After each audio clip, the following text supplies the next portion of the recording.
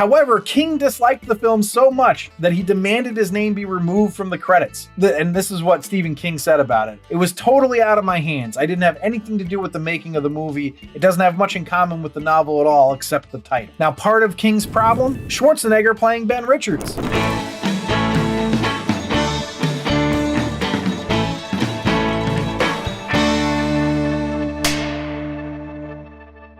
Welcome back to another episode of The Rank. I'm John, and today we're going to be continuing to rank action movies. Now, for those of you who are new to the show, I'm going to give you an agenda real quick. I start off with the potent notables, which are just a few interesting facts or tidbits that I found out about the movie. Then I go into the movie overview, which is as described. I do an overview of the movie. And then I do the rank, the namesake of the show, where I rank the movie in 10 categories on a scale of 1 to 5, 1 being the worst, 5 being the best. And today I'll be ranking The Running Man, the 1987 sci-fi action movie starring Arnold Schwarzenegger, and with a screenplay by Stephen A. D'Souza, which was adapted from the novel by Richard Bachman, which was a pseudonym of Stephen King, and directed by Paul Michael Glaser. Now, if you're enjoying these rankings or you just like the idea of getting a review of an action movie based on it being an action movie, please consider subscribing and or following. Like the episode if you end up liking it. Now, a new Running Man comes out this weekend, so I thought it was high time to rank Arnie's version of it. So is this one of the best action movies of all time? Let's find out, starting with the potent notables. Potent notables. As always, the potent notables start with the movie's financials. The Running Man made $38.1 million domestically, and I didn't find anything internationally, for a worldwide total of $38.1 million. And this was against a budget of $27 million. So, it didn't do great. Now, George Linder, the producer of the movie, discovered the Running Man book in an airport in 1982. And he decided he wanted to make it a movie shortly after reading it. So he reached out to the author's agent and, quote, was a bit taken aback to learn that he was asking a comparatively great deal of money for the option of a book which had less than 100,000 copies in print. I mean, who had ever heard of Richard Bachman? End quote. Eventually they found out that it was because Richard Bachman was actually Stephen King, but why did King use this pseudonym? So 2 reasons. One was because he wanted to test his writing talent, hoping that it wasn't just name recognition that was selling his books. And 2, publishers had a rule that writers could only publish 1 book a year at that time. And Bachman wasn't actually outed as King's pseudonym until 1985. And as Linder said, quote, "I felt like I'd found a Rembrandt in Kmart." Kind of cool. However, King disliked the film so much that he demanded his name be removed from the credits. And this is what Stephen King said about it. "It was totally out of my hands. I didn't have anything to do with the making of the movie. It doesn't have much in common with the novel at all except the title." Now, part of King's problem? Schwarzenegger playing Ben Richards. In the book, that character is a malnourished everyman with a sick child and wife turning tricks to get medicine. That's, quote, "as far away from Arnold Schwarzenegger's character in the movie as you can get." That was Stephen King who said it. Apparently, they started out more faithful to the novel and wanted Christopher Reeve for the lead. But when they went with Arnold, that's when the rewrites started happening. And what Stephen D'Souza said was, "I didn't have to destroy King's vision, but instead tailor the movie to Arnold like a suit." So that's the original author drama. Now we get into the director drama. The original director hired to film this movie was George Cosmatos, I don't know how to say his last name, fresh off making Rambo First Blood Part 2. But he wanted to dive into the totalitarianism of the plot. According to D'Souza, his family suffered under the Nazi occupation in Greece. In the draft I did for George, there were roundups, there were concentration camps. He went way into that. His vision was that the 1% people lived in a complete biodome. He wanted to film all the upscale scenes in the Edmonton Mall, the biggest shopping center in the world at that time. So we were going to shoot in Canada and we scouted it. So in the movie, when Richards broke out of the city, there was going to be a river raft chase. I think he was just trying to get the movie back in the wilderness where he had done Rambo. He wanted the whole chasing part of the game to be in the wilderness. Now, so also according to D'Souza, the script was budgeted at $27 million, but when the producers demanded cuts to make it on an $18 million budget, that's when George walked. But according to Rob Cohen, the executive producer, quote, "Working with George was the worst experience I've ever had in the business. He was the least talented, least cooperative, and the most horrible person I've ever had dealings with. We fired him after spending $700,000 on the picture." So yeah, apparently Rob didn't like George at all. Now, they approached Alan Cox first to replace George, but he couldn't do it. Next, they went to Carl Schenkel, who quit after 2 weeks. Then Cohen went to Ferdinand Fairfax. So this is another quote. "Fairfax had an interesting idea that the movie should be the actual broadcast, which would have had some narrative problems because how did Ben Richards get in trouble and stuff like that." And this is D'Souza talking. "He was making it very British. He said on an English crew, you have a tea lady who comes around with a cart of tea and biscuits. When the tea lady came through, the show stopped, the crew stopped, the stalkers stopped, and runners stopped, and they all took a break, then started up again. It was kind of a Monty Python bridge too far. Before you could say, what is the capital of Assyria? He was gone.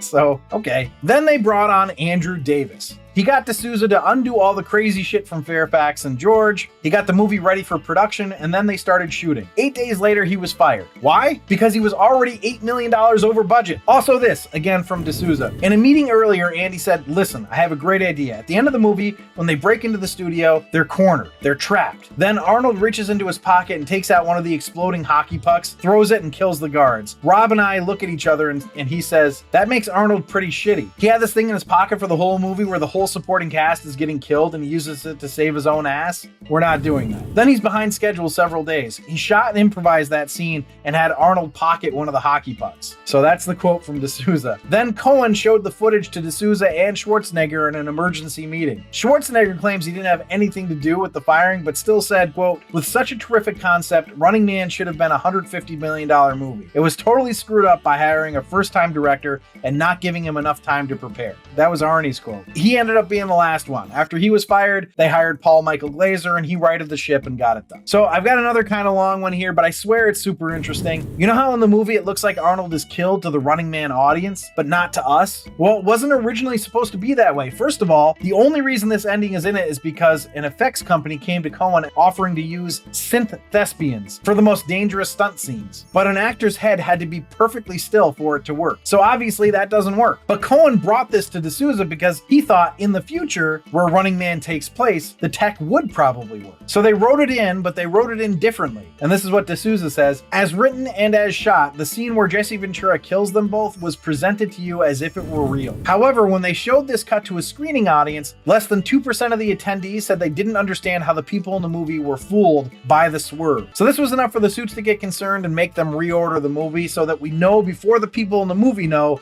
that Arnold didn't actually die. All right, and in the final potent notable, just because it's fun, the movie inspired the American Gladiators TV show. One of the producers for the show literally showed clips of this movie and said, we're doing exactly this, except the murdering part.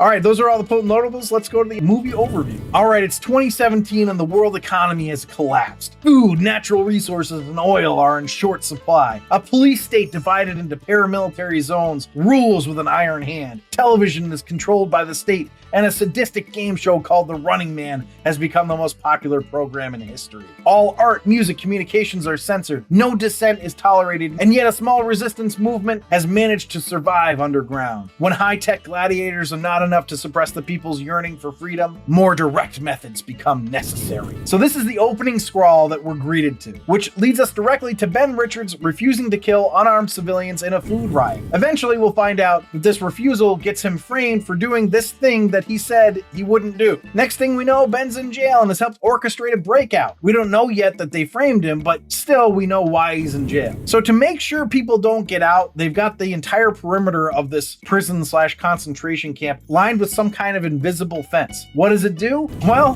they're all wearing collars, and if they run through that invisible fence while it's active, it blows up their head. And to really hammer this home, they have some guy named Chico literally lose his head. Poor Chico. You'd think he wouldn't have been impetuous given the circumstances. Of course, Ben isn't impetuous, and he's able to escape. The two people that escape with him? Why, they're both members of the Revolutionary Underground, so that's where they go. There's like a whole bit to this where they're like, should we trust him? He's a cop. And I don't know, I feel like maybe this could have been explored a bit more, but whatever. They take his collar off and then he heads up to his brother's house. And wouldn't you know it, his brother isn't there anymore. He's been taken away for re-education, and the apartment is now occupied by an attractive Latina woman who works out in her teddies named Amber. Now, we've gotten to see some of the high-tech devices that this world has so far, but by far, the personal computer that you can book travel through is the best one. Ben is going to tie poor Amber up to her workout machine, but at least he had the decency to leave her in her workout teddy. Then he steals her travel pass and purchases a flight to Hawaii for two, and at some point, I guess, has either bought or buys a shirt that was a perfect fit for the trip.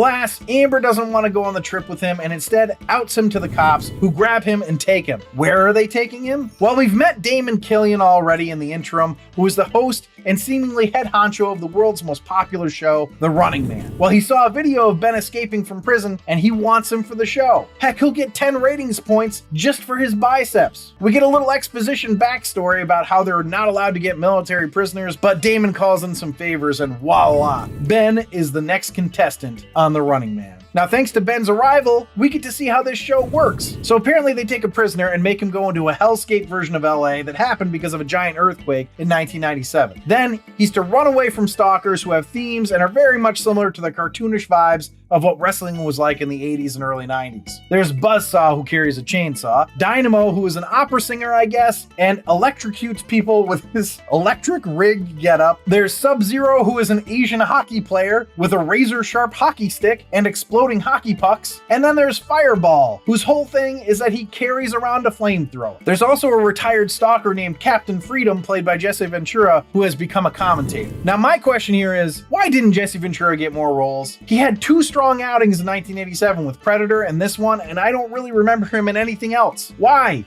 He was great. Anyway, Damon gets Ben to volunteer by threatening to use the 2 guys who escaped with him, but of course he uses them anyway. Also, Amber, back in her apartment, sees the news saying that they captured Ben, but that he hurt 2 airport employees, and she's like, but that's not true. And I mean, why would they even say that? Did 2 airport employees actually get hurt and they blamed him, or just, what was the point of it? Just to arouse Amber's suspicion, I guess. Well, this gets her all charged up and she heads over to find the real footage of the Bakersfield incident, which is what got Ben in trouble because she just happens to work for the channel. She finds it and apparently has the wherewithal to immediately hide it in her vagina because she gets caught while she's there. And when asked about where she was hiding that at the end, she says it's private or something like that. So yeah, she's eventually going to get added to the game as a contestant, but first Ben, Laughlin, and Weiss have to face Sub-Zero. Now, it doesn't work out well for Sub-Zero, and it seems kind of silly that you would have had him against 3 people. Seems like you're stacking the deck against him a little, though Laughlin and Weiss do nothing at all but wait for Ben to save them, so I guess it wasn't that big of a deal for him. And save them he does, by wrapping some barbed wire around Sub-Zero's neck and killing him. Now, we've seen Ben kill a few people at this point. He throws one guy off a balcony, but before he picks him up, he says, "Need a lift?" With Sub-Zero, he says to the camera at Killian, "Sub-Zero, now just plain zero." And later says that he was a pain in the neck. I do a terrible Schwarzenegger or whatever, but it's ridiculous. I have to wonder, do you think this movie has the most Arnold one-liners of all his movies? I think it probably does. After that battle, Amber joins the fray along with the 2 stalkers, Dynamo and Buzzsaw. And Dynamo is this fat guy who sings opera and drives a little go-kart type thing that has his head sticking out of it, and it's just the goofiest goddamn thing. But what Weiss and Laughlin see before this battle is the satellite dishes. They can hack the uplink, so that's what they do. They're going to get the number sequence and give it to the underground. How lucky are they that the underground headquarters just happens to be in the same area as where they play The Running Man? But first, they've got to get past these stalkers, right? Unfortunately, poor Weiss is killed by Dynamo. Laughlin is going to get slashed by Buzzsaw before Ben can take him out with a chainsaw to the scrotum. Then Ben is going to save Amber and take out Dynamo by running faster than a car, and Dynamo being stupid enough to follow Ben in the car straight up the side of a steep hill and flip over. But Ben doesn't kill Dynamo because he's helpless, further cementing that he's actually a super good dude. It's at this point that we get to find out why we kept Laughlin alive this long. It's to give Ben a speech about getting the uplink codes to the Revolution so that he and Weiss haven't died in vain. Touching. Now, Killian is going to offer Ben a role as a stalker, which Ben promptly turns down. This means he's going to have to go against Jim Brown. Of course, he knows him as Fireball, the stalker who has a flamethrower. I think we all know how this is going to turn out, right? Fireball is going to die in a fireball. But can I just point out that with Dynamo, he says, "I won't kill a helpless person." But with Fireball, when Fireball is stuck on the ground with no weapon, he just fucking burns him alive. I get that Jim could have gotten up, I suppose, but I mean, that feels pretty cold-blooded. Anyway, now Killian is going to fake fake the death of Amber and Ben using Captain Freedom, and Amber and Ben are going to be found by the Revolution. Well, this is their opportunity. They're going to raid the television studio and steal the signal and broadcast the truth. Of course, all the people have been seeing doctored videos, so why would they believe it now from this ragtag group? Couldn't they think that this group has doctored the videos as well? I suppose when they see Ben show up in the studio, that helps their case. Now, Ben makes it back to Killian, and Amber kills Dynamo in his underwear. She found his one weakness, besides no roof on his car and the fact that he drives up steep hills: water. Killian's big bodyguard quits, and Ben puts Killian on the roller coaster ride of doom, and after Killian dies, we see that Amber is now horny for Ben, and that's when the movie ends. What a ride. I feel a little out of breath from this running, man. Okay, enough of that. Let's go to the rank. A rank.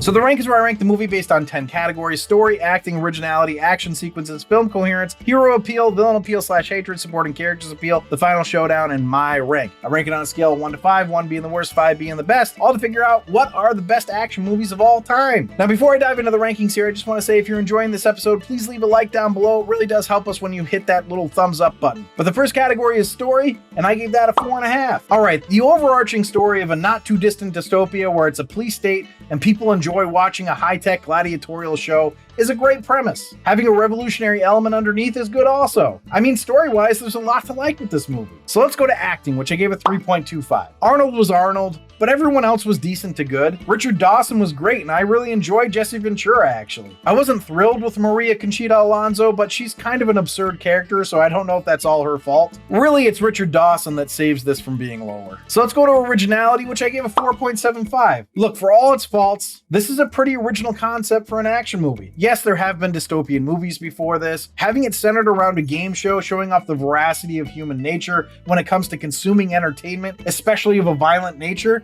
that was original, and it inspired a lot of different movies and shows. So let's go to action sequences, which I gave a 2.5. They're not the worst, but they're certainly not good, especially by today's standards. A lot of cuts to Arnie's big fist hitting someone with a crazy sound effect. It wasn't like the action sequences took me out of it or anything, but they were just not that great. Unique ways to kill people though, like with a chainsaw to the groin, so I'll give it that. So let's go to film coherence, which I gave a 1.5. Where do I even start on this one? Let's start with Amber. So she just happens to live in Ben's brother's apartment, bad luck for her, but then she just happens to also work at the station that Ben gets shipped off to and become interested whether Ben is telling the truth or not because the news station randomly lied about him killing people at the airport or hurting them or whatever. Why would they have done that? Then the raw footage is just right there for her to find. Then she's a freedom fighter and by the end, super horny for Ben. Okay. How did they get the same footage that we saw in the movie where there were multiple cameras and then even a camera showing Ben's point of view in the helicopter? People just immediately turn on Killian. Why does anything need to be explained to the runners if this is the most popular show in the world? The Revolution's headquarters is in the area that's covered in cameras and where they film the most popular show in the world? Are they idiots? And Ben Richards kills or beats 3 stalkers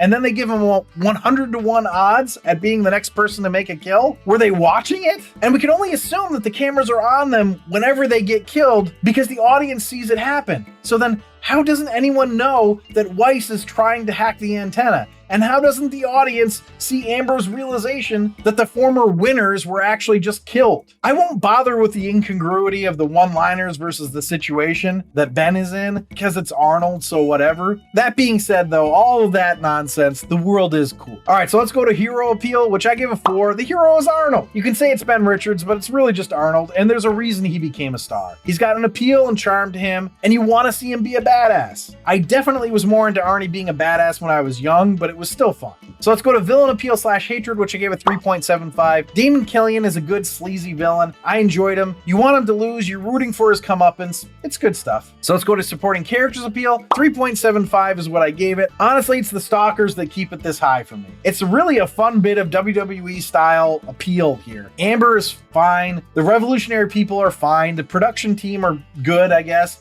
So like I said, it's really the stalkers for me. So let's go to final showdown, which I gave a 2.5. It's satisfying that Killian eats it, but it's really not much of a final showdown. Ben shows up, puts him in a rocket water slide, and he inexplicably blows up at the end. Now let's go to my rank, and I gave it a 3.75. I know I tore it apart a bit, but it's fun, man. It's got a cool concept and interesting world building. Look, if you're looking for an action movie where Arnold beats up a bunch of people, I mean, hard to go wrong with this one. So that puts the total for The Running Man at 34.25, which puts it in the tier mediocre, putting it just below The Fast and the Furious and just above John Wick. I honestly kind of feel like I need to adjust the scoring for mediocre. Like maybe 34 and above should be, I'd watch it again, because John Wick, The Running Man, The Fast and the Furious, Blade Runner 2049, The Expendables, The Mummy, and The Equalizer would all then change from mediocre to I'd watch it again, which feels more right to me. Let me know in the comments. Should I change the threshold? So that's it. Thanks for listening and or watching. If you'd like to see a list of our action movie rankings, you can do that on our website at therankpodcast.com. Remember to subscribe, review, and comment. And please consider supporting us on our Patreon site at patreon.com/therankpodcast, where you can get access to all of our archived episodes. Also, like the episode if you liked it. It really does help us out. And if you're interested in talking to me directly, you can shoot an email to me at info@therankpodcast.com with your questions, comments, suggestions, whatever. I will respond to you if you're interested in a response. But as Sven would say, yeah.